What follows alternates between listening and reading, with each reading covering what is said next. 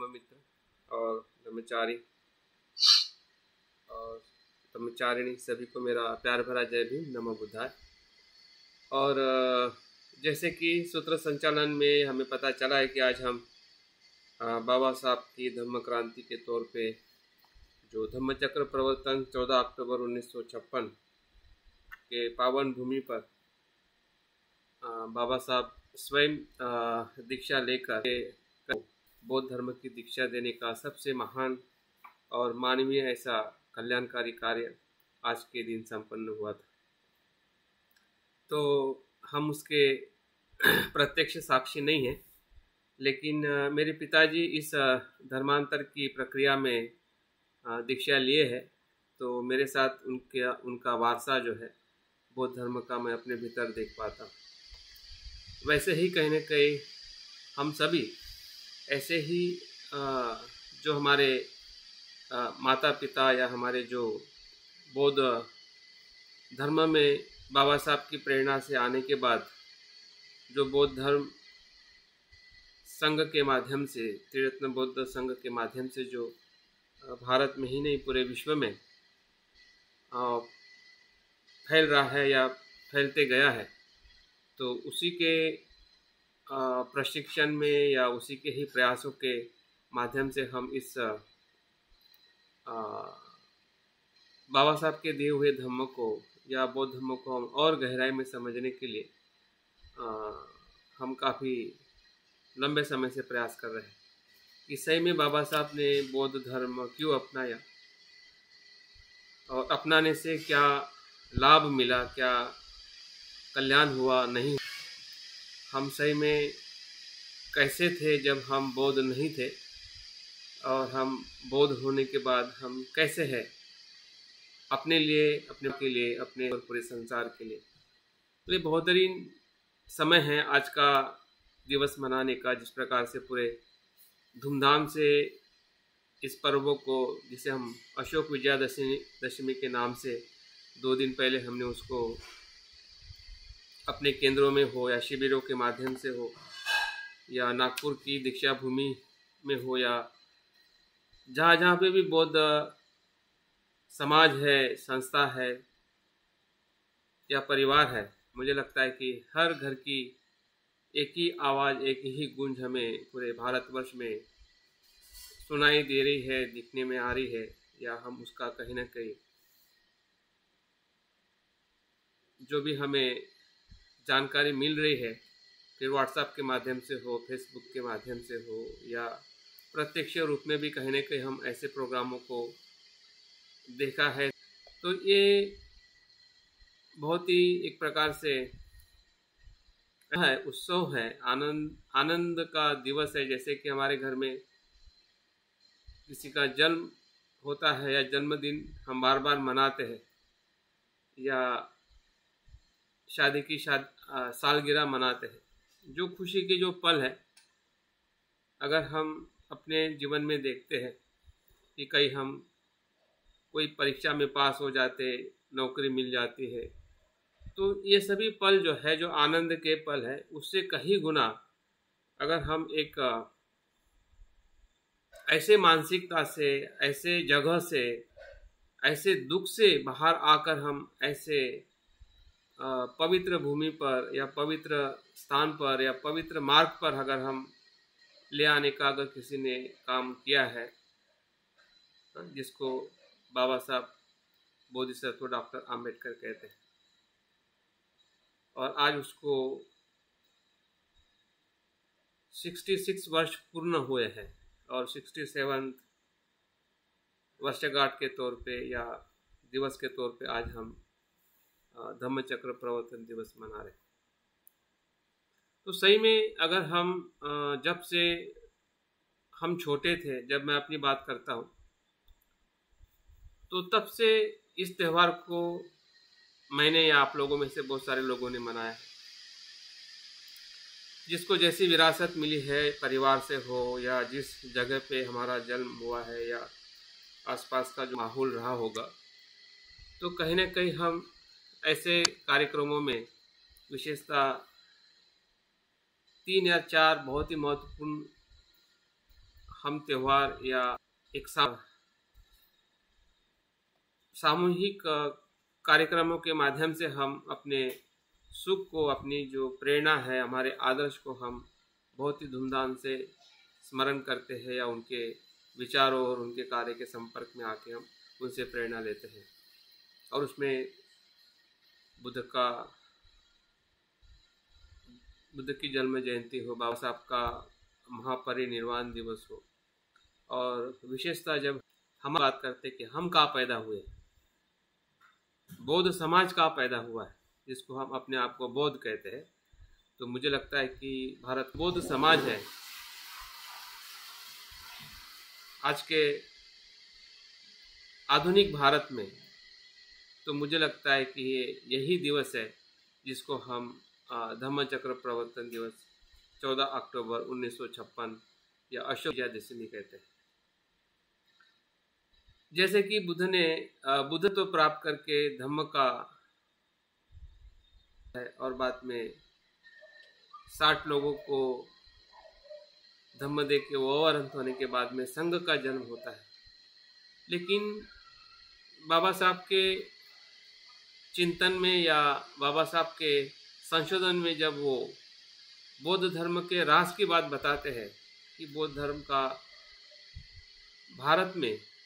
12वीं शताब्दी के बाद ह्रास क्यों हुआ है, तो उसके अंदर इस कारण का बाबा साहब जिक्र करते हैं कि बौद्ध धर्म में बुद्ध से लेके अभी तक, मतलब बाबा साहब के पहले तक बौद्ध समाज नहीं बन पाया या बौद्ध समाज की स्थापना नहीं हो पाई।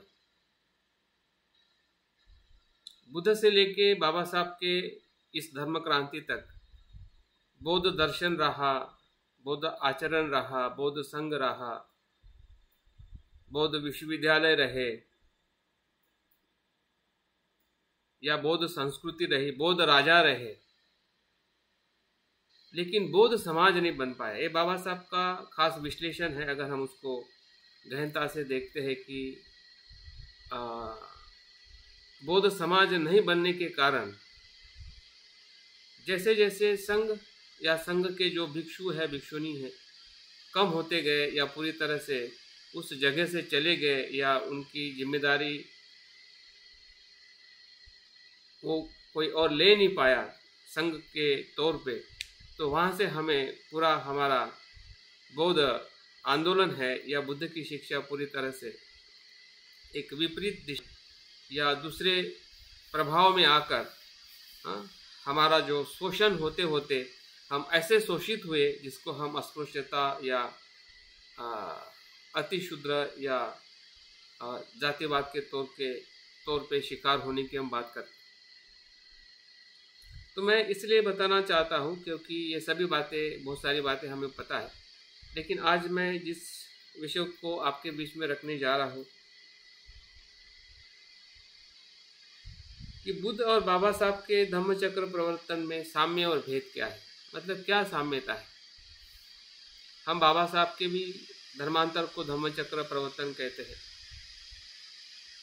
या परिवर्तन कहते हैं, और बुद्ध की जो पहली शिक्षा है उसको भी हम धम्म चक्र गतिमान करने का दिवस कहते हैं। तो दोनों की घटना, दोनों का अर्थ इस तौर पे तो वो समान लगता है कि बुद्ध ने भी जो धर्म को गतिमान किया, तो बाबा साहब ने भी आधुनिक जगत में, भारत में धर्म को फिर से पुनर्स्थापना की, पुनर्गति दी। जो गति रुकी हुई थी उस गति को फिर से गति देने का कार्य बाबा साहब ने अपने जीवन में, और उस जीवन की सबसे महत्वपूर्ण घटना हमें उनके कार्य में दिखाई देती है, और 14 अक्टूबर 1956। तो मैं चिंतन कर रहा था कि आपके बीच में मैं क्या बात करूं, क्योंकि बाबा साहब के सभी, उनके जीवन और उनके व्यक्तित्व और उनके आंदोलन के बारे में हमें बहुत कुछ पता है। यह हम जानने का निरंतर प्रयास करते हैं, क्योंकि वो हमारे आदर्श ही नहीं बल्कि वो हमारे रोज के जीवन की प्रेरणा है। जब भी कोई हम बाबा साहब के जीवन के किताबों को पढ़ते हैं, सुनते हैं, तो कहीं ना कहीं हमें उस सत्यता की तरफ ले जाने के लिए हमें प्रेरित करता है कि हम क्या थे और क्या हो गए, क्या थे और बाबा साहब ने हमने क्या बनाया, लेकिन और हम क्या बन सकते हैं। इन तीनों सवालों पे कहीं ना कहीं हमें फिर से चिंतन करने के लिए जब हम ऐसे दिवस में एकत्रित होते हैं या हम अभ्यास करते हैं, तो हम सभी की वो जिम्मेदारी बन जाती है कि हम बाबा साहब को फिर से कैसे समझने का हम प्रयास करें। बाबा साहब स्वयं में जब उनको हम बोधिसत्व कहते हैं, तो उनकी जो असीमता है सामान्य मनुष्य से बहुत विशेष हो जाती है। जब किसी को हम बालक कहते हैं, बच्चा कहते हैं, टीनेजर कहते हैं, युवा कहते हैं, तो उसकी एक अलग अवस्था होती है, उसकी समझदारी है, उसका ज्ञान है, उसके जीवन में जो उसका कार्य है। लेकिन जब एक वयस्क होता है, अपने परिवार को संभालता है, अपनी जिम्मेदारी को भली भांति निभाता है, तो एक विशेष व्यक्ति के रूप में वो समाज में उभरता है। लेकिन ऐसे मनुष्य में से हम ऐसे बोधिसत्व मनुष्य को जब हम देखते हैं, जिसे हम महापुरुष कहते हैं, महामानव कहते हैं, सामाजिक क्रांतिकार कहते हैं, वैज्ञानिक कहते हैं, तो इन पुरुषों में बोधिसत्व एक विशेष अवस्था है या विशेष पुरुष है, जो सभी सामाजिक कार्यकर्ता हो या आंदोलनकार हो या संत हो या इवन वैज्ञानिक हो, उससे भी कहीं तो भी उसकी मानसिक अवस्था और उनके कृति से जो लाभ मिलने वाला है वो असीम रहता है, अनंत काल तक टिकने वाला रहता है। और वो चीज़ कहने के बाबा साहब के जीवन में जब उनको हम बोधिसत्व के रूप में देखते हैं, तो उनके पूरे कार्य में बुद्ध होने की 100% संभावना उनके पूरे अस्तित्व में दिखाई देती है। भले कोई माने या ना माने, लेकिन जब हम एक प्रामाणिक और बौद्धिक साधक होने के नाते या अनुयायी होने के नाते अगर हम उनके जीवन के पहलुओं को देखते हैं, तो उतरते उतरते हमें कहीं ना कहीं अनुभव हमारे जीवन में ही होने लगता है, और उस गहराई को हमने कहीं ना कहीं बोधिसत्व, उसमें बहुत सारी बातों को हमने समझा। लेकिन हमारा विषय जो प्रासंगिक विषय है कि आज हम 14 अक्टूबर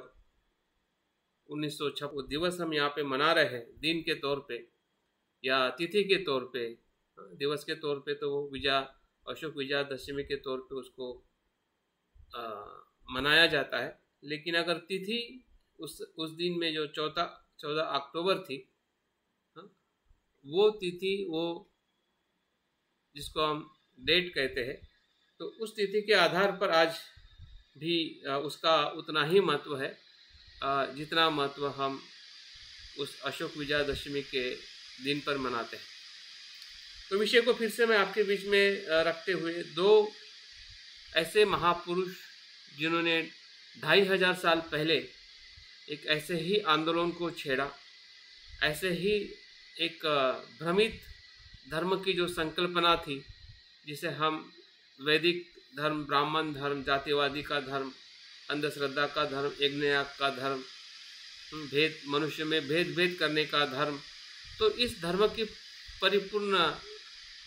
पार्श्वभूमि को या पूरी तरह से उसकी जड़ता को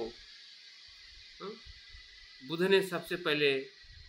उलट पुलट करके एक नए और शुद्ध और मानव और कल्याणकारी धर्म की बुद्ध ने खोज करके लोगों के हित और कल्याण के लिए पूरे उस सत्य का मार्ग जो है, जिस सत्य से लोग वंचित थे, धर्म के नाम पे लोग शोषित होते थे, धर्म के नाम पे लोग एक दूसरे को दुखी करते थे, हिंसा करते थे, इन सभी बातों का कहीं ना कहीं आज भी हम अपने समाज में जो कुछ भी हिंसाएं है या अन्याय है, कहीं ना कहीं ऐसे ही मान्यता के कारण बहुत सारे लोग अपने जीवन से दुखी रहते हैं या एक दूसरे पर अन्याय और अकुशल आचरण करते हुए हमें दिखाई देते हैं। तो ये बड़ी धर्म की जो भूमिका रही है, अगर हम थोड़ा धर्म का उद्भव और धर्म के आने से समाज में किस प्रकार से सांस्कृतिक और सामाजिक विकास प्राचीन सभ्यता में हुआ और उसी धर्म के बहुत सारी जो गलत धारणाएं हैं उसी को धर्म का नाम देकर बाद में किस प्रकार से वही धर्म अधर्म बन के, पाखंड बन के लोगों के दुख का कारण बना, और ऐसे पाखंडी धर्म को फिर से एक विशेष चिंतन से या विशेष प्रकार से अनुभव करने के बाद तथागत सम्यक संबुद्ध के माध्यम से उसको फिर से शुद्ध अवस्था में उजागर करने का प्रयास का इतिहास हम सभी को पता है। तो इतिहास के तौर पे और एक मानवीय समाज के तौर पे अगर हम जो व्यक्ति जिसे हम सम्यक बुद्ध कहते हैं, वो 2500 साल पहले उनका जन्म हुआ, और आज हम जिसे बाबा साहब डॉक्टर आम्बेडकर कहते हैं वो 20वीं शताब्दी में या आधुनिक भारत में जन्म लिए। तो ये समय की जो तफावत है उससे कभी कभी हमें लगता है कि बुद्ध हमसे काफ़ी प्राचीन है या हम उनसे काफ़ी आधुनिक है, और इस तौर पे भी कभी कभी बाबा साहब के कुछ विचारों से हम इतने पुरानी शिक्षा या बुद्ध से हम आधुनिक जगत में हम क्या सीखे क्या ले, तो हम कभी कभी बड़े संभ्रमित और अस्पष्ट रहते हैं कि सही में बाबा साहब ने बुद्ध और क्या दिया। सवाल और इस प्रश्न हमारे लिए आज के दिवस बहुत ही जरूरी है, क्योंकि हम सभी लोग गहनता में बाबा साहब की शिक्षा को समझने के लिए हम निरंतर प्रयास कर रहे हैं। जैसे कि मैं अपने आप को देखता हूँ कि जब मैं छोटा था, बड़ा हुआ, तो मैंने भी इसी प्रकार से ये जो बौद्ध त्यौहार है बाबा साहब के आनंद लिया, खाने में आनंद लिया, घूमने में आनंद लिया, जय भीम बोलने में आनंद लिया, मौज मस्ती में आनंद लिया कि हाँ यही तो है बाबा साहब को मनाना। लेकिन जैसे जैसे बड़ा हुआ तब तब मुझे इसमें भी आनंद आने लगा। जो किसी वक्ता को बुला के बुद्ध विहार में कार्यक्रम रखते थे, रात रात वो कार्यक्रम चलता था, तो मैंने ऐसे कोई भी कार्यक्रम को मिस किया ऐसा मेरे तरफ से लगता नहीं है। भले उस समय मुझे कितना समझ में आया होगा, लेकिन उनकी बातें या उनके उस बात अच्छा लगता था। और उस समय जो भी कार्यक्रम इस प्रकार से वक्ता बुला के बुद्ध विहार है या कोई टाउन हॉल है, ऐसे जगह पे जो कार्यक्रम होते थे, तो उसमें भी मेरी रुचि बढ़ने लगी थी कि ऐसे जगह पे जाके जो चीज़ हम पढ़ नहीं पाते या घर से भी जो हमें मालूम चीज़ें हमें सुनने पढ़ने को मिलती है, उतनी जितनी जब वक्ता आके उस बातों को रखता है। और ऐसे कार्यक्रमों को भी बहुत सारे लोग करते थे, जितना मौज मस्ती करते थे उससे भी कई अच्छे कार्यक्रम भी हर जगह पे होते थे या हुए हैं। इस बात से निश्चित ही हमें काफ़ी कुछ लोगों को लाभ मिला है, उसी के कारण हम आए, क्योंकि ऐसे लोग कहीं ना कहीं आगे आते रहे कि जिन लोगों ने बुद्ध की और बाबा साहब की शिक्षा को और गहराई में बताने के लिए हमें कहीं ना कहीं मदद की है, और हमने सुनकर ही कहीं ना कहीं ऐसे अच्छे लोगों के संपर्क में हम आए। तो अभी हमारा दायित्व है कि जो हम अभी थोड़े उस परिस्थिति से बाहर निकले हैं, कि जो अभी भी लोग हमारे उसी परिस्थिति में, उसी जगह पे, उसी उद्देश्य के साथ में ही बुद्ध और बाबा साहब के जीवन को देखते हैं, या हमारे समाज की जो उन्नति है उसी स्तर तक वो देखते हैं, उसी को सच मान बैठे हैं कि यही है, ऐसा रहना, ऐसा करना, इतना ही करना मतलब बौद्ध धर्म का कार्य है, बौद्ध धर्म का आचरण है। तो इन सभी सीमाओं से अगर हमें बाहर आना है तो कहीं ना कहीं हमें थोड़े गहरे चिंतन की तरफ जाना पड़ेगा। तो मैंने इस 3 सवालों के माध्यम से दोनों के बीच में क्या फर्क है, क्या दोनों की परिस्थिति एक दूसरे से कैसे अलग है। 3 बातों को लेके मैं चिंतन कर रहा था, तो मैं वो 3 बातें आपके साथ सामने रख के समझाने का या बताने का प्रयास करूंगा। हो सकता है कि वो बहुत सारी बातें आपके जहन में हो, आपको भी ऐसा ही लगता होगा जैसा मैं सोच के कुछ बातें आपके सामने कर रहा हूँ।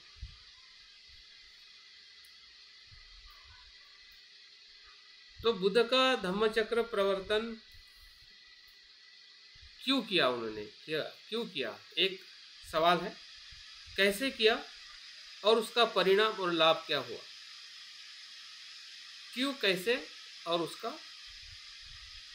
परिणाम और लाभ क्या। ये 3 सवाल के तौर पे हम, या 3 मुद्दे के तौर पे हम बुद्ध के धम्मचक्र को हम समझेंगे, और साथ साथ में बाबा साहब के धम्मचक्र में वो 3 बातें कैसे स्वरूप में हम देख सकते हैं। तो एक प्रकार से हम कह सकते हैं कि ये तुलनात्मक अभ्यास है। जैसे कि बाबा साहब ने उनके आखिरी संभाषण में, जब वो काठमांडू में कॉन्फ्रेंस में जाते हैं, वहाँ पे वो मार्क्स और बुद्ध के बारे में तुलनात्मक अध्ययन करके बताते हैं कि मार्क्स का मार्ग कैसे हानिकारक है और बुद्ध का मार्ग कैसे कल्याणकारी। तो ऐसा ही कुछ हम बाबा साहब और बुद्ध का, दोनों का मार्ग कल्याणकारी है, लेकिन दोनों में कुछ साम्यता होने के बावजूद भी कुछ उनकी जो सोच है या उस समय का जो देखने का नज़रिया है, बुद्ध के समय बुद्ध ने जो देखा और उन्होंने सत्य की खोज की, या उस सत्य की खोज से पूरे समाज और संसार को लाभ हुआ। तो बाबा साहब के समय ऐसा क्या था, क्या देखा उन्होंने और उन्होंने क्या किया उससे बाहर आने के लिए, और उसका हमें क्या लाभ मिला है, या समाज को या देश को। तो इन 3 मुद्दों पे अगर मैं सोचता हूँ, तो अगर मैं बुद्ध के जीवन में या बुद्ध के धम्मचक्र प्रवर्तन में देखता हूँ कि वो धम्मचक्र प्रवर्तन कहाँ से शुरू हुआ है, किस गति से, किस कारण से वो शुरू हुआ है, तो हम सभी को पता है। फिर से मैं यहाँ पे बताना चाहता हूँ कि संसार के दुख के अनुभव से हुआ है। बुद्ध का धम्मचक्र प्रवर्तन की शुरुआत जो है उनके जीवन में, जो बाद में उन्होंने बुद्धत्व प्राप्त किया और बाद में उन्होंने पंचवर्गीय भिक्षुओं को धम्म दे के धम्मचक्र प्रवर्तन किया, लेकिन उसका जो प्रारंभ जो है वो दुख के अनुभव से हुआ है। और इस दुख के अनुभव में स्वयं का भी दुख और संसार का भी दुख, संसार का भी दुख और स्वयं का भी दुख।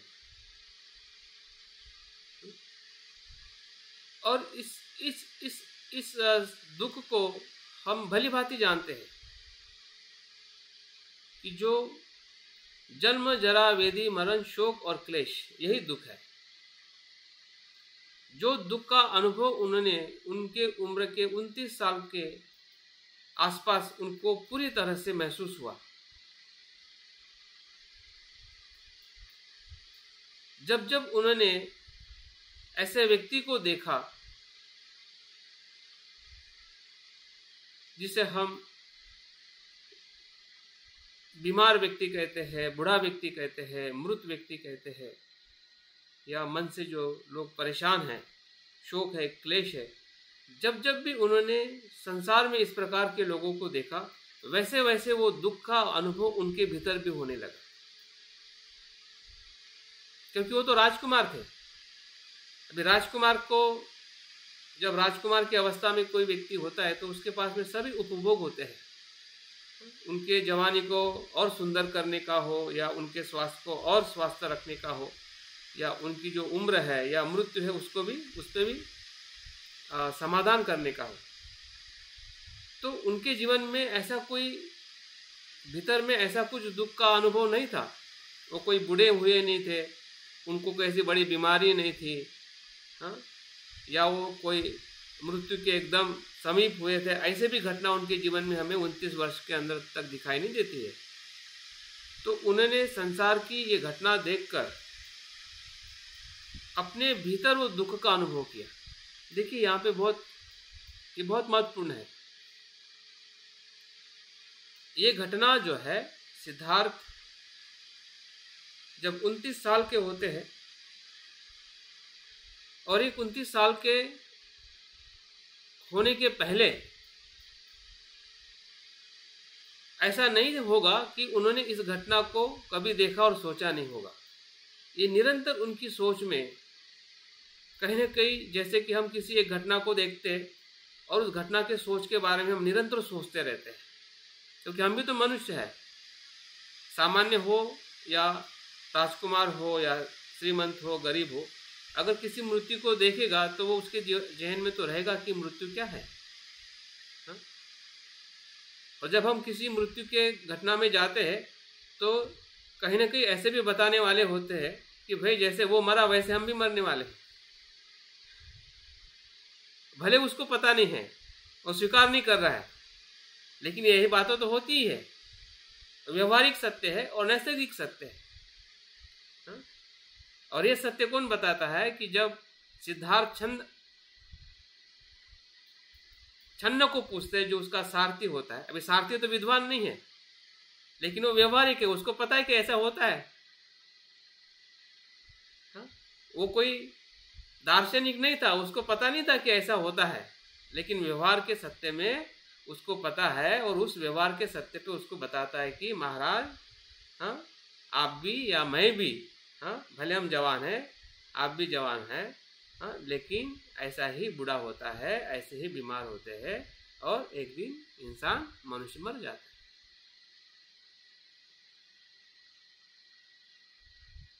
और वैसे ही वो चिंतन कहने कहीं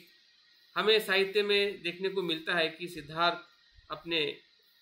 16 वर्ष की उम्र होने के बाद जब उनका विवाह होता है यशोधरा से, तो उनके साथ में भी ऐसे बहुत सारी वार्ता, बहुत सारा चिंतन, बहुत सारा जो उनके जीवन में जो कुछ भी अनुभव होता है जीवन को देखने से, एक प्रकार से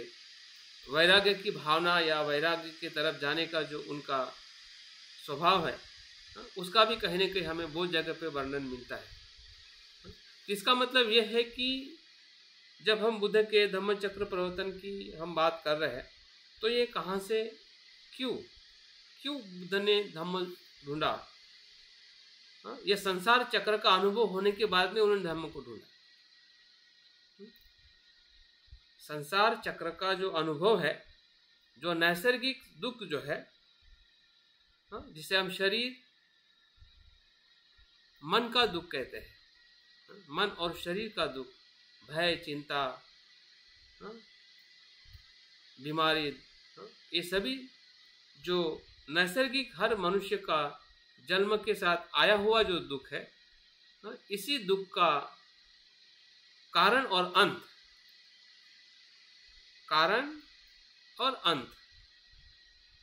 यही धम्मचक्र प्रवर्तन की बुद्ध के जीवन में हमें शुरुआत दिखाई देती है। अगर इसी बात को अगर हम बाबा साहब के जीवन में देखते हैं, तो बाबा साहब को किस बात का दुख आया? बाबा साहब का दुख जो था, वो जो अस्पृश्यता का जो अनमानीय जो पीड़ा थी, उसका दुख था। जैसे सिद्धार्थ के जीवन में अमानवीय या अस्पृश्यता की पीड़ा का दुख नहीं था, वो तो राजकुमार थे, क्षत्रिय थे, उनको कोई जाति भेद का दुख नहीं था। उनको जाति भेद के दुख का कारण नहीं था, लेकिन मानवीय संसारिक जो दुख से जो लोग पीड़ित है या स्वयं भी पीड़ित है, वो उनके धम्मचक्र का स्रोत रहा है। लेकिन जब हम बाबा साहब के जीवन में हम उसी कारण को या उसी ही अवस्था को देखते हैं, तो बाबा साहब के जीवन में जो अस्पृश्यता की जो पीड़ा थी, उनके जीवन के बचपन की जागृति से लेके उनके जीवन के अधिक समय तक, ऐसा कह सकते हैं कि बोध होने तक। इसलिए बाबा साहब अपनी 22 प्रतिज्ञा के 21वीं प्रतिज्ञा में कहते हैं कि मेरा पुनर्जन्म हो रहा है। तब तक वो मानसिकता का जो दुख जो है, वो बाबा साहब के जीवन में रहा है, ऐसा हम देख सकते हैं।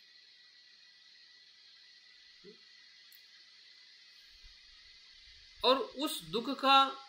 जो अनुभव जो है वो 22 प्रतिज्ञा के उस प्रतिज्ञा में हमें दिखाई देता है। वो सामान्य प्रतिज्ञा नहीं है। जो बचपन से जब वो पहली कक्षा में जाते होंगे, ऐसे अगर हम कल्पना करते हैं कि आप, मैं या हमारा बच्चा अगर स्कूल में जा रहा है और उसको पानी पीने को नहीं मिल रहा है, या बैठने के लिए उसको सम्मानीय जगह नहीं मिल रही है, शिक्षक के तरफ से उसको मदद नहीं मिल रही है, प्यून की तरफ से उसको मदद नहीं मिल रही है, और ये एक दिन की घटना हमें सिर्फ पढ़ने को मिलती है कि बाबा साहब के साथ में एक दिन हुआ है या 2 दिन हुआ होगा, तो क्या हम कल्पना कर सकते हैं कि 2 ही दिन हुआ होगा? क्या दो दिन की उनकी पीड़ा रही होगी? मुझे तो नहीं लगता है। लेकिन घटना में हमें ऐसा लगता है जब हम पढ़ते हैं कि अस्पृश्यता का जो उनका अनुभव था या जो उन पे बीती होगी, जो बाबा साहब स्वयं ही उस घटना का, जब वो 35 वर्ष के आसपास में उसका पूरा जिक्र करते हैं पूरी जागृति के साथ कि बचपन से लेके उनके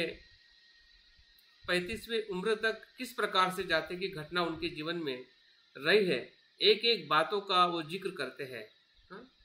वेटिंग फॉर वीज़ा, ये जो किताब बाबा साहब ने लिखी हुई है स्वयं का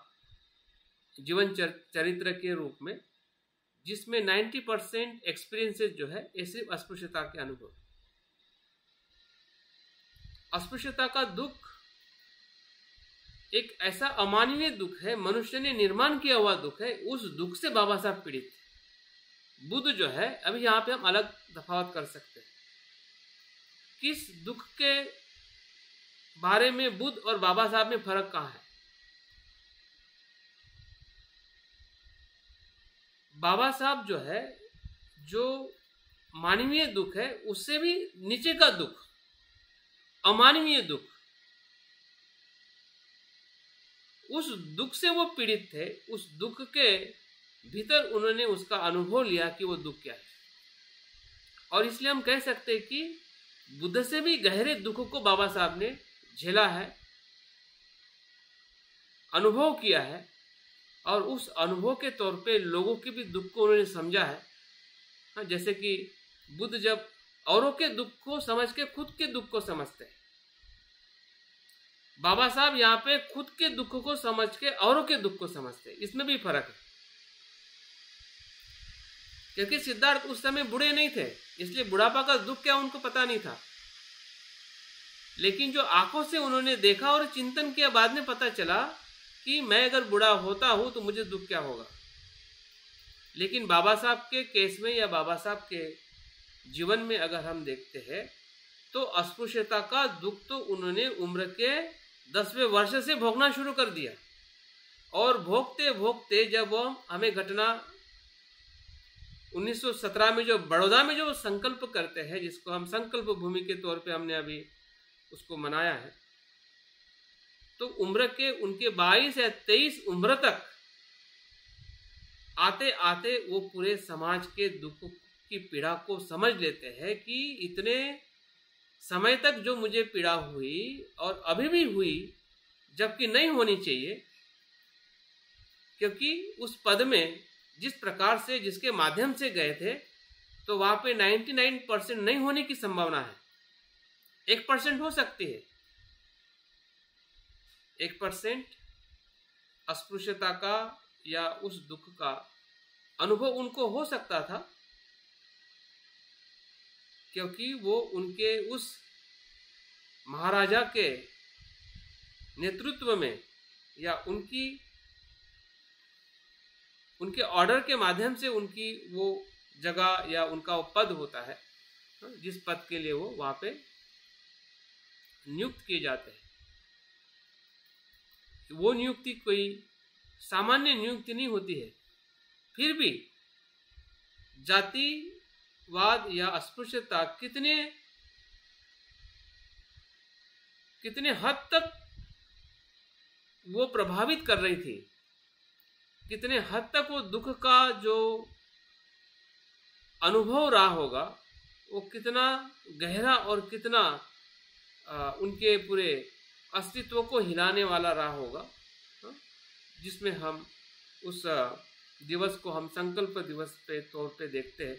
और तब हमें लगता है कि बाबा साहब का जो दुख जो है उस समाज के दुख के साथ में कैसे एकरूप होकर वहाँ से बाबा साहब की धम्म क्रांति जो है शुरुआत होती है। तो मुझे लगता है कि इस बात पे हमने और गहरा चिंतन करना चाहिए। अभी मैं कुछ किताब पढ़ रहा था कि अस्पृश्यता का जो दुख है ये शब्दों से समझने वाला दुख नहीं है। एक मनुष्य से इतनी नफरत कर सकता है, इसका उदाहरण ही संसार में मिलने वाला नहीं। नफरत की जा सकती है, किसी को गुलाम करने की हर समाज में, हर देश में, हर समय में प्रवृत्ति होती है। इवन हम घर में भी रहते तो कहीं ना कहीं हम किसी को गुलाम बना के ही रखते हैं। फिर महिला का पुरुष हो, पुरुष को महिला हो, माता पिता पुत्र हो, या समाज में जो भी हम रहते हैं, तो गुलामी तो हर जगह पे है। लेकिन ये गुलामी का जो स्तर जो है, इस स्तर का कोई दूसरा उदाहरण नहीं। और इस गुलामी का और एक महत्वपूर्ण पहलू है, ये कोई 2 4 5 लोग नहीं है, या एक जनरेशन में नहीं कि चलो भाई तुम हो, तुम्हारा बच्चा नहीं होगा, ऐसा भी नहीं। मतलब ये गुलामी का जो दुख जो है वो निरंतर और हजारों लोगों के साथ, किसी एक जगह पे या किस एक समुदाय के लिए नहीं, तो भारत के सभी जगह पर जो इस समाज के या इस जाति के अंतर्गत जो भी समाज जन्म लेता है या जीवन जीता है, तो उन सभी लोगों का दुख। तो इस पीड़ा को बाबा साहब ने जो अनुभव किया स्वयं के जीवन में, और वही पीड़ा का अनुभव उन्होंने इन समाज के लोगों के जीवन में भी अनुभव किया कि ये कितना भयंकर दुख है, जिस दुख को मुझे कोई भी हालत में मेरे जीवन का क्या होगा क्या नहीं होगा, लेकिन मैं इस दुख को पूरी तरह से मुक्त या नष्ट करने का मैं प्रयास करूँ। जब मैं बाबा साहब के शब्दों में जो 8 शब्द है अंबेडकर का डी जो है, मैं डी को ऐसा रिप्रेजेंट करता हूँ, Ambedkar is the destroyer of the caste system. Baba Saheb के डी शब्द में जो है ना, ऐसा विध्वंस है, विध्वंस करने वाली ऐसी ऊर्जा है कि जो ऊर्जा से जो जाल अभी तक किसी ने तोड़ा नहीं, ऐसी जंजीर तोड़ी नहीं जिसको हम जातिवाद की जंजीर बोलते हैं, ये बाबा साहब ने तोड़ के दिखाई।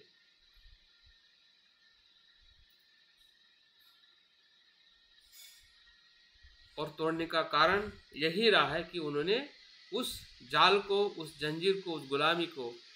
उस अस्पृश्यता को भली भांति जान लिया था। अपने खुद के बचपन से लेके उनके जीवन के अनेक पलों में,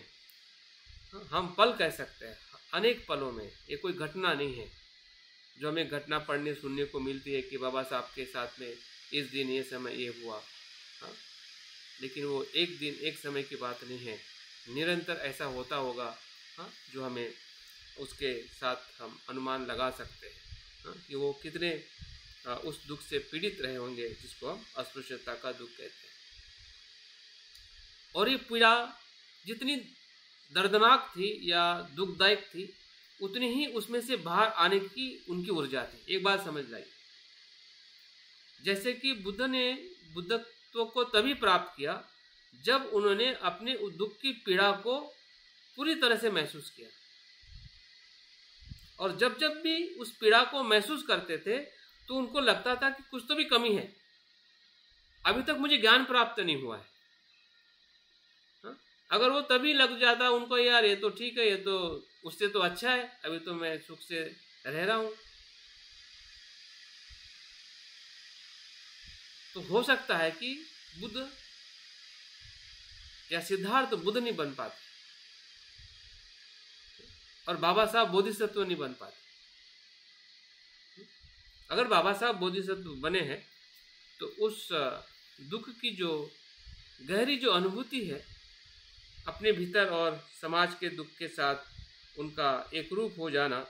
और दोनों के लिए अपने पूरे जीवन में कार्य करना, ये एक अद्भुत घटना जैसे कि बुद्ध के जीवन में सम्यक संबुद्ध होने के घटना में रूपांतरित होती है, वैसे ही एक सामान्य मनुष्य जो पीड़ित है, जो दुखी है, वो बोधिसत्व के रूप में विकसित होता है। अभी हम दूसरे मुद्दे की तरफ आते हैं, ये कैसे संभव हुआ।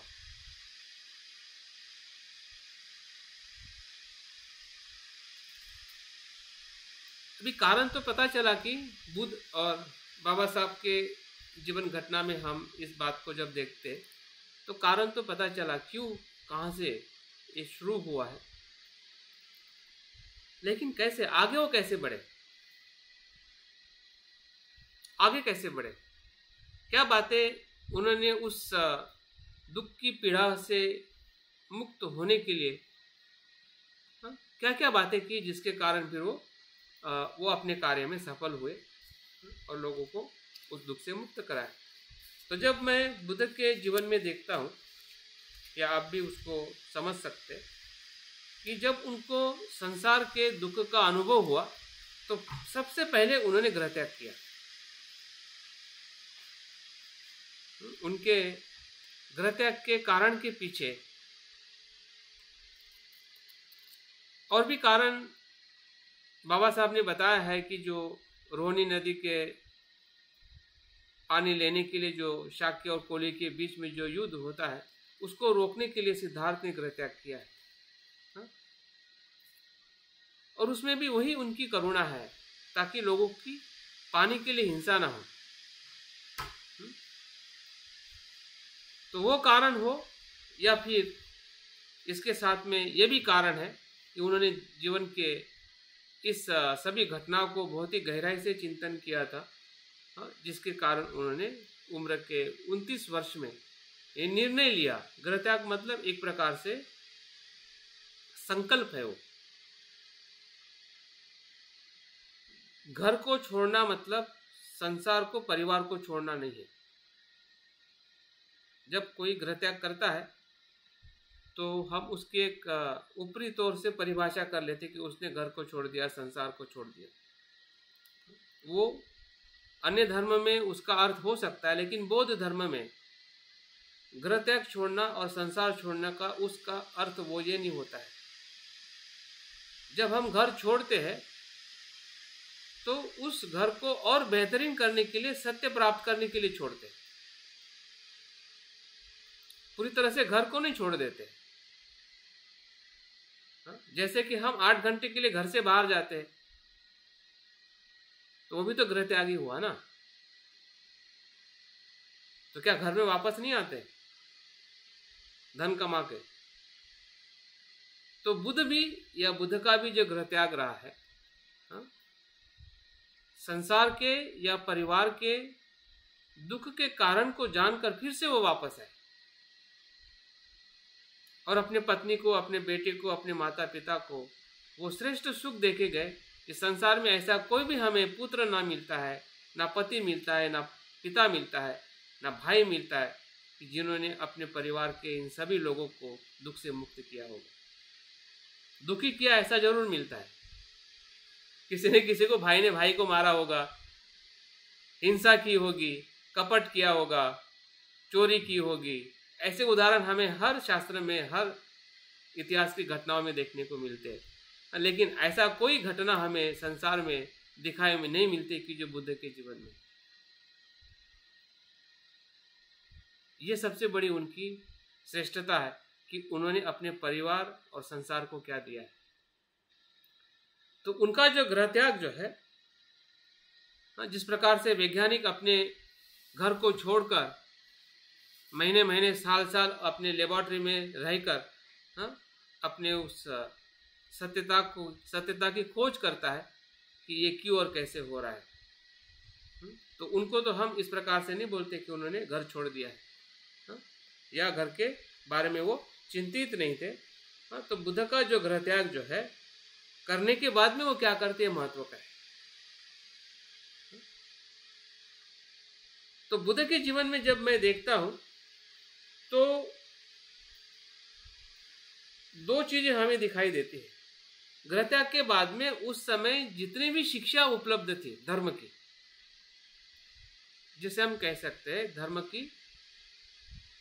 संस्थाएं, धर्म का मार्ग या धर्म का अध्ययन, वो सभी अध्ययन में वो पारंगत हो गए। और हमें पढ़ने को या बुद्धायन धम्मा में हो या कोई भी बौद्ध साहित्य में जब हम बुद्धत्व की घटना पढ़ते हैं या जानते हैं तो गृह त्याग के बाद में वो आलार कलाम उद्दक रामपुत्र के पास में जाते हैं। वही शिक्षा संस्था है, वही ध्यान के मार्ग है, उस समय वही उपलब्ध थे जिसके पास में जाके वो सभी बातें जानने का प्रयास किया कि इनके पास में मेरे दुख के कारण और मुक्ति का मार्ग है या नहीं है। और जब उनके पास में जाके कुछ महीना रहते हैं और वो उसी अनुभव को प्राप्त करते हैं जो अनुभव उद्दक रामपुत्र और आलार कालाम पास उसके पास में होता है। मतलब वो अगर गुरु है तो वो ये गुरु के स्तर पे पहुंच जाते हैं। मतलब उसके आगे उनके पास में कुछ भी नहीं होता है कि जो उनको बताए। हम कह सकते हैं कि ये पारंगत हो जाते हैं, जिसे हम आजकल बोलते हैं कि मास्टर या हम पीएचडी की डिग्री लेते हैं। तो उस प्रकार से सिद्धार्थ वो सभी एक्सपेरिमेंट करते हैं या सभी शिक्षाओं को वो पूरी तरह से ग्रहण करते हैं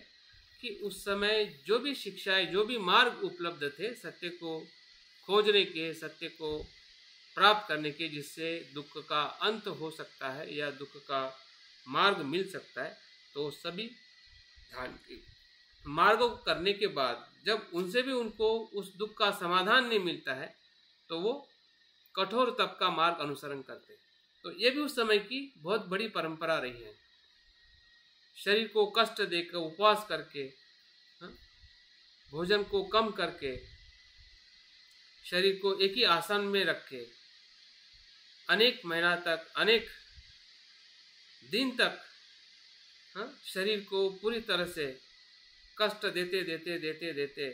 पूरी तरह से उसको शुद्ध करके मन को शुद्ध करने का प्रयास किया जाता है। इसको हम आत्मक्लेश या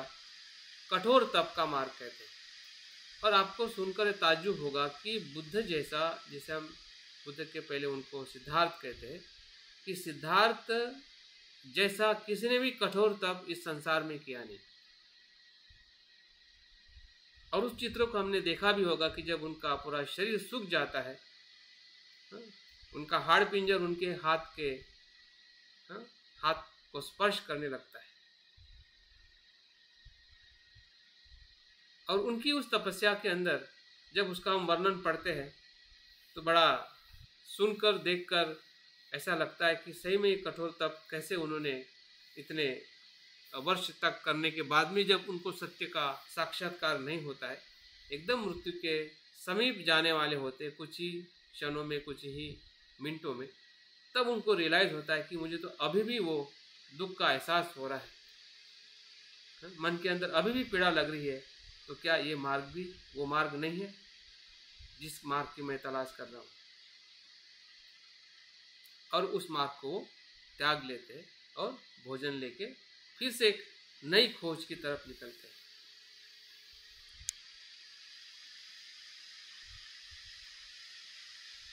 तो वो क्या मार्ग है जिसे हम मध्यम मार्ग कहते हैं? शरीर को जो जरूरी है, शरीर की आवश्यकता या शरीर की जो रोज के सुख और उसको तंदुरुस्त रखने के लिए जो उसकी भोजन, अन्न, वस्त्र, निवारा की जो ज़रूरत है वो पूरी करने के बाद पूरी तरह से मन को एकाग्र और शांत और शुद्ध करने की जो प्रक्रिया है, जिसे हम मध्यम मार्ग कहते हैं, कि जो भौतिक मार्ग का भी त्याग करता है, शाश्वत मार्ग का भी त्याग करता है और उच्छेद मार्ग का भी त्याग करता है। ना अति इधर ना अति उधर, ना शरीर को अधिक भोग में डालना है, ना शरीर को अधिक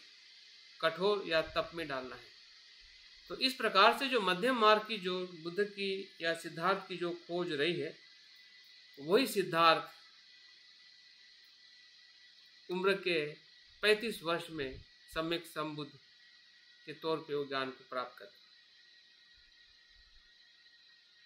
और ज्ञान को प्राप्त करने का अनुभव यही है कि वो सभी उस दुखों के कारण को जानकर उससे वो मुक्त हो जाते हैं और लगता है कि अभी मैं सभी दुखों को नष्ट कर चुका हूं, क्योंकि उसका कारण नष्ट हो चुका है, जिसको हम निर्वाण या संबोधि ज्ञान कहते हैं।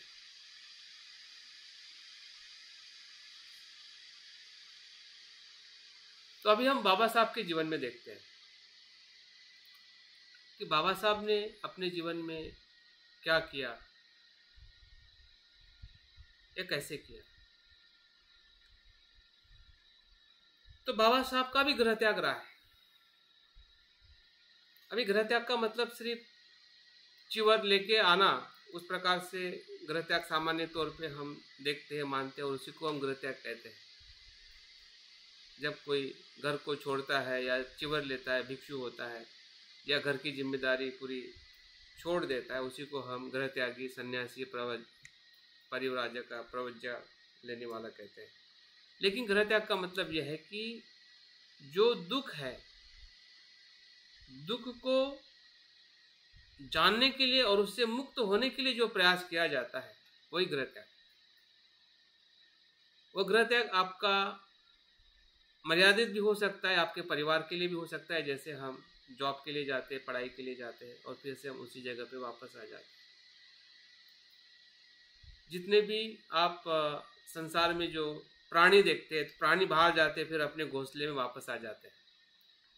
लेकिन बाहर तो जाना ही पड़ता है। तो वो व्यक्तिगत और सामाजिक रहता है। लेकिन जब हम ऐसे महान पुरुषों के गृह त्याग को देखते हैं तो उसमें बहुत कुछ समाविष्ट हो जाता है। अनेक लोगों का कल्याण या जो वैश्विक सत्य जो है, उस सत्य को प्रकट करने के लिए या सत्य को जानने के लिए ऐसे गृह त्याग को हम बुद्ध के जीवन में, बाबा साहब के जीवन में देख सकते हैं। तो बाबा साहब का जो गृह त्याग रहा है, जो मुझे लगता है कि जो परिस्थिति है, उस परिस्थिति से उठकर काम करना मतलब गृह त्याग है। बुद्ध के जीवन में गृह त्याग जो है, परिवार को छोड़कर, चिवर लेकर अपने सत्य की खोज को निकालना, वो उनके लिए गृह त्याग है। लेकिन अगर बाबा साहब के जीवन में अगर हमें गृह त्याग देखना है, तो जो परिस्थितियां उनके पास में रही है, फिर 10 बाय 10 का रूम हो या उनकी जो आर्थिक परिस्थिति रही हो या सामाजिक जो परिस्थिति रही हो, जहाँ जिस सामाजिक परिस्थिति में ना न्याय है, ना मदद है, ना मानवता है, तो उस परिस्थिति से ऊपर उठकर या उस परिस्थिति से लड़कर आगे जाने का जो उनका हौसला है, वही गृह त्याग है। और उसी हौसले के अंदर हम बाबा साहब के जो उनके अभ्यास में जो परिस्थितियां उनके सामने विपरीत थी, उस परिस्थिति को त्याग कर ऐसी नई परिस्थिति को निर्माण करना, और इसी को गृह त्याग बनते हैं। गृह त्याग को एक शब्द में कहते हैं, गृह त्याग मतलब मन की पुनर्रचना। बनते जी क्या कहते हैं, जो हमारा हैबिचुअल मन है या जो सामान्य परिस्थिति जो है, जिस परिस्थिति में हम फंस जाते हैं, उस परिस्थिति में पुनर्रचना करना। भले आप शरीर से चिवर लेते हैं या नहीं लेते हैं, और इसलिए बाबा भंते ने इस संघ को इसी बेस पे बनाया है कि आपका बौद्ध बन के चिवर लेना या न लेना यह महत्व का नहीं है। महत्व का यह है कि जिस ग्रह में हम फंसे हैं, ग्रह मतलब फंसाना, मर्यादित दृष्टिकोण मतलब ग्रह होता है या हैबिट होती है। जैसे कि अगर हम बाबा साहब के जीवन में देखते हैं कि उनका 10 बाय 10 रूम है, हैबिट है अभी वो कि 10 बाय 10 रूम में तो आप क्या कर सकते हैं, कुछ नहीं कर सकते। जिसमें आवाज है, जिसमें रहने के लिए व्यवस्था नहीं है, जिसमें मतलब कुछ भी सुविधा नहीं है, अभी ऐसे रूम में अगर अभ्यास करना तो उस मन को तो बदलना पड़ेगा ना। और उस मन को बदलने के लिए उनके पिताजी और स्वयं जब वो प्रयास करते हैं तो हम देखते हैं कि रात को 12 बजे उठकर रात से लेकर सुबह तक अभ्यास करने वाले जो बाबा साहब जो है, वो हमें उनके गृह त्याग के स्तर पर उसको हम देख सकते हैं। बल्कि वही नहीं तो जब जब भी उन्होंने शिक्षा को प्राप्त करने के लिए अपने परिवार को छोड़ा, परिवार को ऐसे परिस्थिति में छोड़ा कि जिस परिस्थिति में वो छोड़ नहीं सकते, फिर रमाई की बीमारी हो या पुत्र का मृत्यु हो, बीमारी हो या आर्थिक कमजोरी हो, इन बहुत सारी चीज़ों के साथ में हम बाबा साहब के जीवन में देखते हैं। लेकिन वो बाबा साहब हमें दिखाई देते हैं कि उनकी जो विद्वत्ता है या विद्वत्ता के प्रति जो उनकी भूख है, शिक्षा के प्रति जो उनकी ग्रहणशीलता है, वो हमें उनके पूरे जीवन में दिखाई देती है। फिर वो भारत का एजुकेशन हो या अमेरिका, इंग्लैंड और जर्मनी का अभ्यास हो, तो उच्च शिक्षाओं का अभ्यास जिस प्रकार से बुद्ध आलार कालम, उद्दक रामपुत और कठोर तप के मार्ग का अनुसरण करते हैं, वैसे ही बाबा साहब भी जब अमेरिका जाते हैं और अमेरिका जाके ऐसे माहौल में, ऐसे जगह पर उन विषयों का अभ्यास करते हैं जिस विषयों के अभ्यास से वो पूरी तरह से अपने पूरे जीवन को समझ जाते हैं कि समाज शास्त्र क्या, मानव शास्त्र क्या है, धर्मशास्त्र क्या है, इतिहास क्या है। इन सभी पन्नों को, सभी विषयों के गहरे अध्ययन में जब वो उतरते हैं तो उनका जो मन जो है धीरे धीरे उन सभी दुखों के कारण को जानने लगता है कि ये धर्म कहाँ से आता है, मनुष्य कहाँ से आता है, कैसे मनुष्य ने समाज को बनाया है, अलग अलग संस्थाओं में, अलग अलग वर्ण में, अलग अलग धर्म में। तो ये अध्ययन एक प्रकार से उस दुख को जानने के लिए और दुख से मुक्त होने के लिए उनके वो प्रयास रहे हैं। फिर उनका वहाँ पे एमए के अंदर डिजर्टेशन लिखना हो, एमए के अंदर उनका अध्ययन करना हो, पीएचडी करना हो, एमएससी करना हो, बैरिस्टर लॉ करना हो, या फिर वहाँ भाषा का अध्ययन करना हो, संस्कृत भाषा हो, पाली हो, फ्रेंच हो, ऐसे जो भी चीज़ें उनके उस अज्ञान को नष्ट करने के लिए जो जो ज़रूरत पड़ा, वो सभी बाबा साहब ने अध्ययन करने के लिए अपने पूरी, ऐसा कह सकते हैं, सिर्फ उनका मन ही नहीं बल्कि पूरी तरह से शरीर को भी झोंक दिया। मतलब शरीर के भी कष्ट के प्रति उन्होंने कभी भी देखा नहीं कि मुझे भूख लगे तो मुझे खाना ही खाना है। तो भूखे रहकर जो खाने का पैसा है वो बचाकर नाश्ते पे ही उनका वो खाना पूरा करते थे। और एक एक दिन में वो 18 घंटा पढ़ते थे। ऐसे विद्यार्थी, ऐसा अध्ययन करने वाला व्यक्ति ना बाबा साहब के पहले ऐसा कोई दिखाई देता है, ना बाबा साहब के बाद में ऐसा कोई दिखाई। ये बाबा साहब की अध्ययनशीलता रही है। हाँ, जिन्होंने उस समय के जितने भी महान शिक्षावेत्ता हो या फिलोसोफर हो, हाँ, जहाँ जहाँ पे भी जिनके अंडर में उन्होंने पीएचडी की है, वो सामान्य इंसान नहीं थे, बहुत बड़े विद्वान थे अमेरिका के, हाँ, इंग्लैंड और जर्मनी के। हाँ, तो ऐसे महान विद्वानों के मार्गदर्शन में जो उन्होंने अध्ययन किया है, हाँ, उसको समझना और उस शिक्षा का इम्प्लीमेंट करना समाज के लिए, जिस प्रकार से उस समय जो वो शिक्षाएं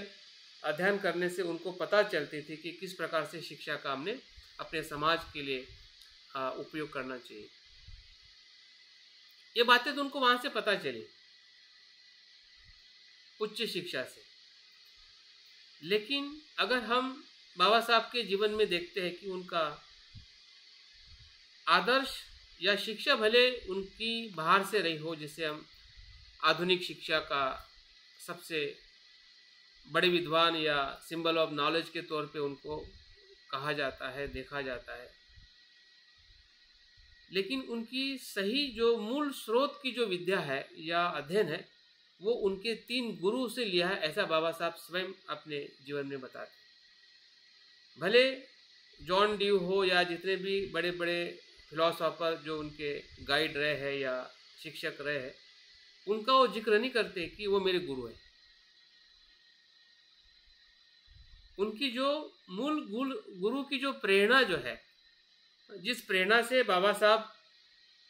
उस शिक्षा को इम्प्लीमेंट कर सके, जो शिक्षा उन्होंने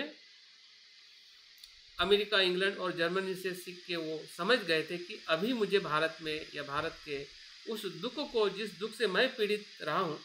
और समाज का हर एक मनुष्य वो पीड़ित है, दुखी है, उस दुख को कैसे मैं मुक्त कर सकूं। तो उसकी प्रेरणा उनके बुद्ध, कबीर और फुले, ये 3 महान गुरु रहे। और तीनों महान गुरु के माध्यम से उन्होंने वो सब कुछ चीज सीखी और की। बुद्ध, कबीर और फुले, अगर कबीर के जीवन से बाबा साहब ने अगर कुछ लिया है, तो जो पाखंड का विरोध करने का बाबा साहब का जो टेक्निक है, जो भी पाखंड है, धर्म के नाम पे जो पाखंड किया जाता है, जो असत्य को सत्य मानने के लिए प्रेरित किया जाता है और उसी में फंसाया जाता है, इस पाखंड पे जो करारा जवाब देने के लिए बाबा साहब ने जो प्रेरणा ली है, वो कबीर जी के जीवन से या कबीर जी के दर्शन से लिए, ऐसा हमें दिखाई देता है। जब हम महात्मा फुले जी की बात करते हैं, तो जो समाज में सकारात्मक कार्य करना है, सकारात्मक परिवर्तन करना है, ताकि उस समाज के उस पीड़ित लोगों के लिए एक अच्छी अपॉर्चुनिटी मिले, अपने जीवन को एक ऊंचाई की तरफ ले जाने के लिए, सकारात्मक होने के लिए, जीवन में उन लोगों के साथ में लड़ने के लिए जो लोग उसको उनके साथ में ऐसा दुर्व्यवहार करते हैं। मतलब विधायक शक्ति बढ़ाने का जो सामाजिक जो पहलू है,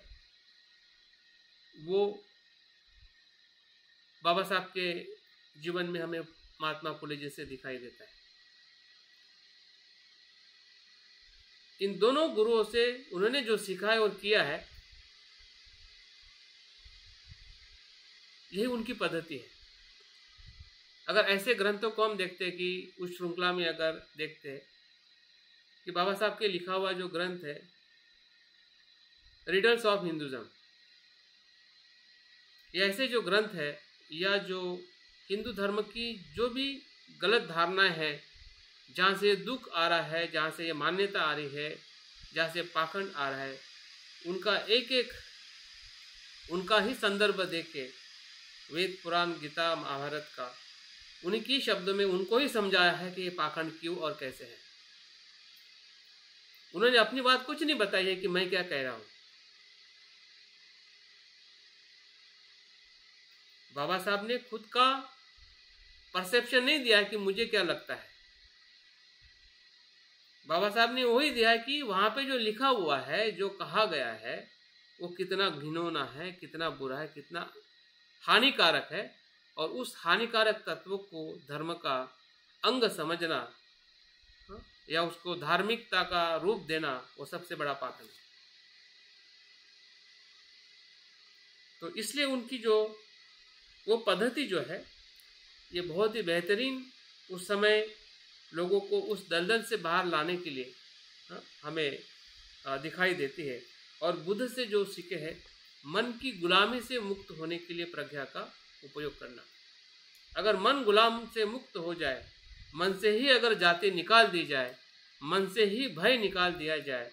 मन से ही अगर अज्ञान निकाल दिया जाए, तो सब कुछ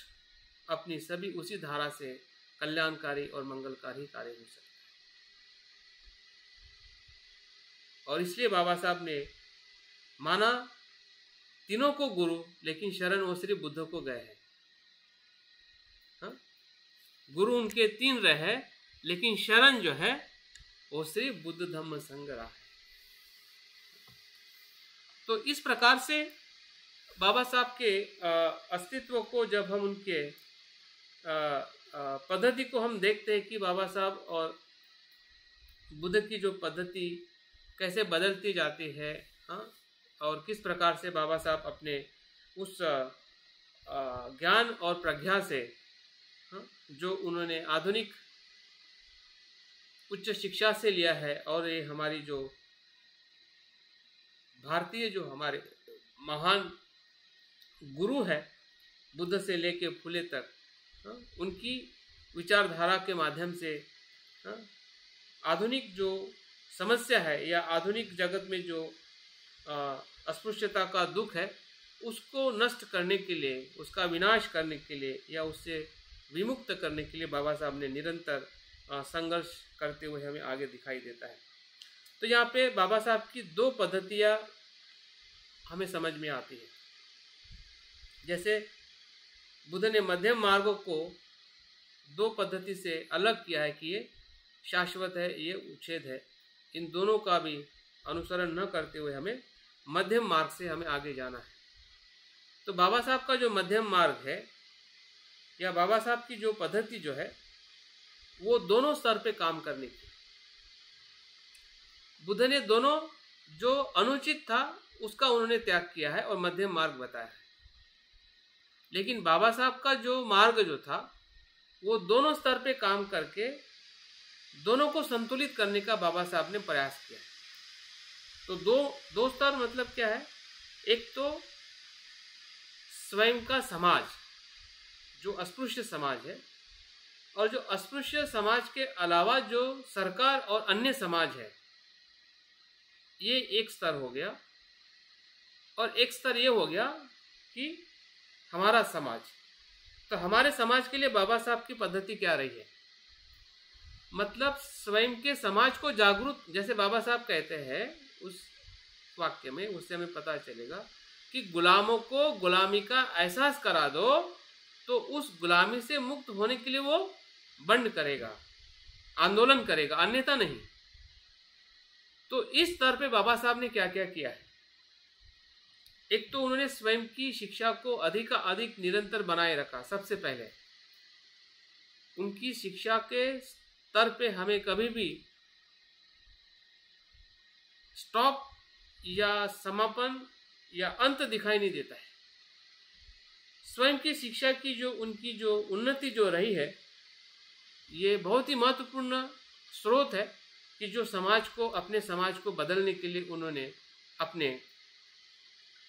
5 पद्धतियों के माध्यम से उन्होंने मदद की। पहली जो पद्धति जो है, पत्रिकाओं का लेखन करने के माध्यम से। मैं ज़्यादा डिटेल्स में नहीं जाऊंगा, जिसको हम पहली पत्रिका बाबा साहब ने की, मुक नायक से लेके प्रबुद्ध भारत तक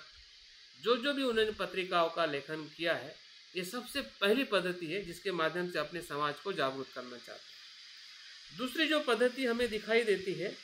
वो है संस्थाओं का निर्माण करना। बहिष्कृत हितकानी सभा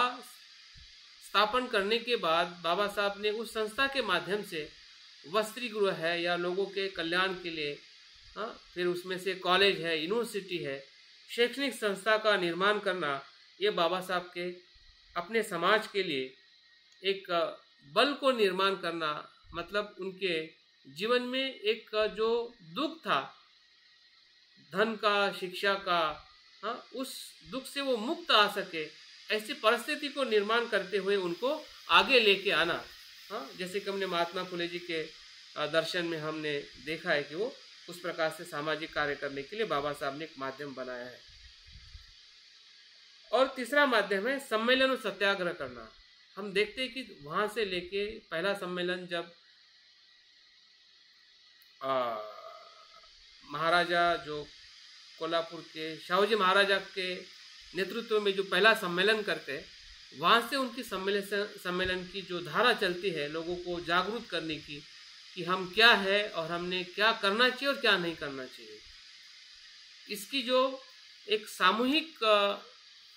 जैसे कि आजकल हम व्हाट्सएप और मीडिया के माध्यम से हम हजारों लोगों तक पहुँचते हैं,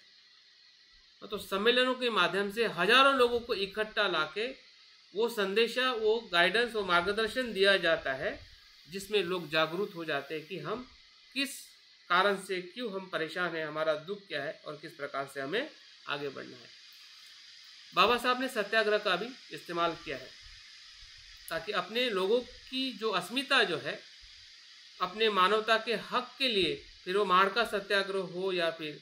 अलार कालाम का सत्याग्रह हो या किसी भी जगह का सत्याग्रह हो, तो बाबा साहब उसमें वो अस्मिता निर्माण करना चाहते थे कि तुम मनुष्य हो और मनुष्य के लिए तुमने अपने हक की बात करने के लिए शांतिपूर्वक सत्याग्रह करना चाहिए। तो ये भी उनकी सबसे बड़ी माध्यम रहा है। और सबसे महत्वपूर्ण जो माध्यम है, संशोधनात्मक ग्रंथ की रचना। फिर वो जातिभेद का निर्मूलन हो, हुयर शुद्रा हो, अस्पृश्यता क्यों और कैसे, हाँ, तो ये जो सत्यता या अस्पृश्यता और जो शूद्र वर्ण की जो इतिहास हो, उस इतिहास के मूल में जाकर, या प्रॉब्लम ऑफ रुपीज हो, मतलब उनके जो भी साहित्य अगर हम देखते हैं कि जो बहुत ही ऐतिहासिक सत्य को या भविष्य के सत्य को स्थापित करने वाली जो उनकी रचनाएं है, ये भी उनकी सबसे बड़ा माध्यम था, जिसके माध्यम से अपने लोगों को वो बताना चाहते थे कि हम पहले अस्पृश्य नहीं थे, हम बौद्ध थे। अभी इस मान्यता को, इस बात को कब स्वीकार किया जाएगा, जब बाबा साहब के इस ग्रंथों का हम अध्ययन करते हैं और हमें पता चलता है कि बाबा साहब हमें किस इतिहास की बात करना चाहते हैं। हाँ, उस इतिहास को फिर से पुनर्जीवित करने के लिए ही बाबा साहब ने बौद्ध धर्म की दीक्षा ली है या दी है, जो आज हम व्यक्तिगत रूप में बाबा साहब कहते हैं कि मैं बौद्ध इसलिए बना हूँ या मैं बनना चाहता हूँ कि मुझे आध्यात्मिक सुख चाहिए। अपने खुद के सुख की जब वो बात करते हैं कि मुझे सिर्फ आध्यात्मिक सुख चाहिए, जो मुझे बौद्ध धर्म से ही मिल सकता है। बाकी किसी धर्म में या धर्म में वो गुंजाइश ही नहीं है कि जिसमें प्रज्ञा, समता और समानता का व्यवहार किया जाता हो। बुद्ध का ही धर्म है जिसमें वो वैज्ञानिक तत्वों पर आधारित है, मानवता के तत्वों पर आधारित है और समानता के तत्वों पर आधारित है। ऐसा कोई धर्म नहीं है विश्व में कि जो मुझे आध्यात्मिक सुख दे सकता है। ये बाबा साहब का सबसे महत्वपूर्ण अनुभव है। और जब हमारे लिए, जब समाज के लिए, जब धर्म की जो बात करते हैं कि आध्यात्मिक सुख तो मिलना ही मिलना है समाज को, या समाज के सभी बौद्ध जब बौद्ध बनते हैं या बौद्ध बनेंगे, लेकिन उनको और दो सुखों की आवश्यकता है कि जो बौद्ध धर्म ही दे सकता है, वो है सामाजिक सुख और आर्थिक सुख।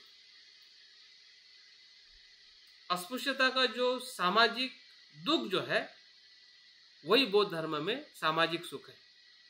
कि जहाँ पे एक मनुष्य दूसरे मनुष्य को उस भेद से मुक्त होके हम अपने जीवन में जीते हैं और औरों को भी उसी प्रकार से हम देखते हैं, हाँ, कि सभी मनुष्य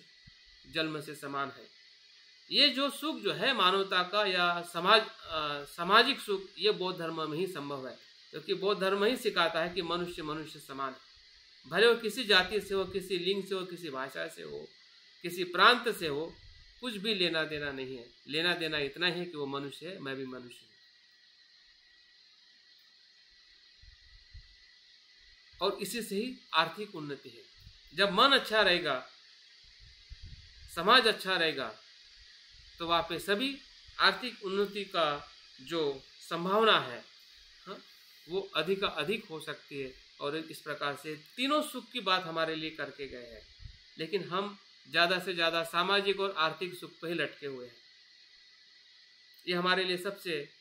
अनुभव और चिंतन करने की ज़रूरत है कि बाबा साहब ने हमें तीनों सुख की बात की है। स्वयं के लिए एक ही सुख की बात की, क्योंकि उनको सामाजिक और आर्थिक सुख से कुछ भी लेना देना नहीं है उनके लिए, क्योंकि उससे वो पर है, उनको उस सुख की कोई आवश्यकता नहीं है। लेकिन समाज जो है, जो बौद्ध बनने वाला है या बनेगा, उनको तीनों सुख की आवश्यकता है, आध्यात्मिक भी, आर्थिक भी और सामाजिक भी। तो इस अर्थ से बाबा साहब पूरी तरह से, जब हम अपने समाज और जिस समाज के लिए वो उस दुख से, उस पीड़ा से जब वो मुक्त और उससे नष्ट करने की जब बात करते हैं, तो हमें बौद्ध धर्म का जो स्वरूप जो है,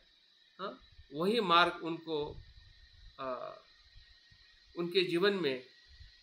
1935 से लेकर 1950 तक और 1950 से लेकर 1956 तक, हाँ, 2 स्तरों में अगर हम देखते हैं तो 1935 से 50 तक वो बौद्ध धर्म के आंतरिक स्वरूप में बदलाव करते हैं। 50 से लेके वो सामूहिक तौर पे बौद्ध धर्म को पूरी तरह से बताते हैं कि अभी मेरा जीवन जो है बौद्ध धर्म के प्रचार प्रसार के लिए ही लगाऊंगा, यही मेरी इच्छा है या मेरा उद्देश्य है। तो इस प्रकार से बुद्ध जिस प्रकार से 5 वर्गीय भिक्षुओं को धम्मोपदेश दे के दुख के कारण और निवारण और उसके मार्ग की बात करते हैं, और पूरे जीवन में तब से लेके 45 वर्ष तक निरंतर वो अपने स्वयं और अपने संघ के साथ सिर्फ और सिर्फ समाज के हित और कल्याण के लिए या उनके दुखों को मुक्त करने के लिए प्रयास करते हैं। तो बाबा साहब भी कहीं ना कहीं इसी लाभ से हमें लाभान्वित करना चाहते हैं कि हम और हमारे साथ में जो लोग जुड़ रहे हैं या जुड़ने वाले हैं, हमारा भी दायित्व है कि हम समाज के उस सभी लोगों को दुख से मुक्त करने के लिए, जो दुख शारीरिक है, मानसिक है, आर्थिक है, और उन सभी दुखों को मुक्त करने के लिए हम भी उसी प्रकार से कार्य करें जिस प्रकार से बाबा साहब ने अपने जीवन में किया है। और अंतिम उनके जो वाक्य का ध्यान रखते हुए अगर हम समझना चाहते हैं कि आज के ही दिन 14 तारीख को बाबा साहब का जो संभाषण हुआ था, और उसके आखिरी संभाषण में वो यही कहते कि बौद्ध धर्म का प्रचार प्रसार करना ही मानवता की सेवा है। तो इन शब्दों के साथ मुझे लगता है कि और कुछ मैं बता सकता था, लेकिन समय थोड़ा वैसे भी ज़्यादा हुआ है। लेकिन जो विषय आपके साथ में मैंने जो संवाद किया है, ये मेरा भी चिंतन है। कुछ बातें हमें अपने उनके जीवन में भी वैसे ही दिखाई देती है जिस प्रकार से हम समझना चाहते हैं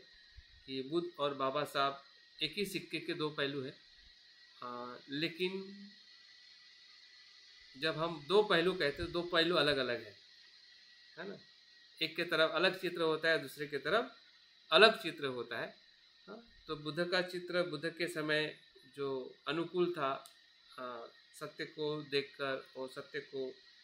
परीक्षण करके उन्होंने जो स्वयं का और समाज का हित किया है, वैसे ही बाबा साहब के समय बाबा साहब ने जो सत्य को, दुख को देखकर जिस पद्धति से उन्होंने अभ्यास किया और समाज के हित और कल्याण के लिए अपने जीवन को समर्पित किया, तो मुझे लगता है कि हम भी कहीं ना कहीं अपने इसी पहलू को देखें, समझें। और जो धम्मचक्र प्रवर्तन दिवस हम अनेक पद्धति से मना रहे हैं, लेकिन एक अच्छे बौद्ध होने के साथ हम औरों को भी कैसे अच्छे बौद्ध बनाएं, इसका संकल्प लेके अगर आगे बढ़ते हैं तो मुझे लगता है कि सही में हम इस पावन दिवस को हम अपने स्मृति में हम मना रहे हैं, ऐसा हम कह सकते हैं। बहुत बहुत साधुवाद। जय भीम। नमो बुद्धाय। वाकई आपने पूज्य संत बाबा साहब के जीवन को